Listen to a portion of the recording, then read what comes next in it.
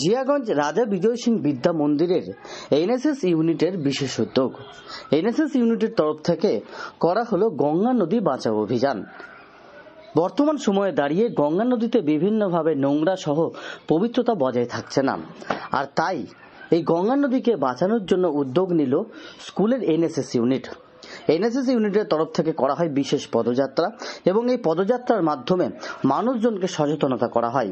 গঙ্গা নদীর যমজ শহর আজিমগঞ্জ জিয়াগঞ্জে এখানে কর্মসূচি করা হয়। বিজয় সিং বিদ্যা মন্দিরের এনএসএস ইউনিটের তরফ থেকে এনএসএস এর স্পেশাল ক্যাম্প দ্বিতীয় দিন।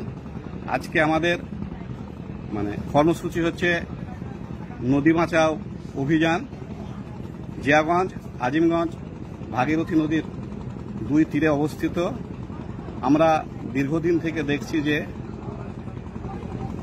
আবর্জনা জঞ্জাল পড়ে নদীর নাব্যতা নষ্ট হচ্ছে, নদীর জল দূষিত হচ্ছে।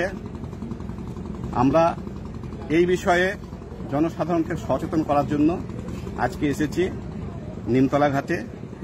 আমাদের লক্ষ্য আগামী দিনে যাতে সাধারণ মানুষ ভাগীরথী গর্ভে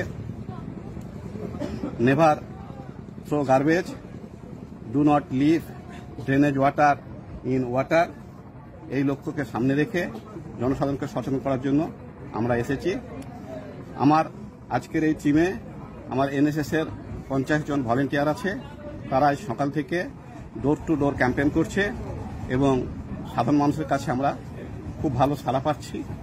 আগামী দিনে মানুষ গঙ্গা নদীর পবিত্রতার গুরুত্ব বুঝবে বা ভাগীরথী নদীর পবিত্রতার গুরুত্ব বুঝবে এবং আমাদের এই আন্দোলনে সামিল হবে।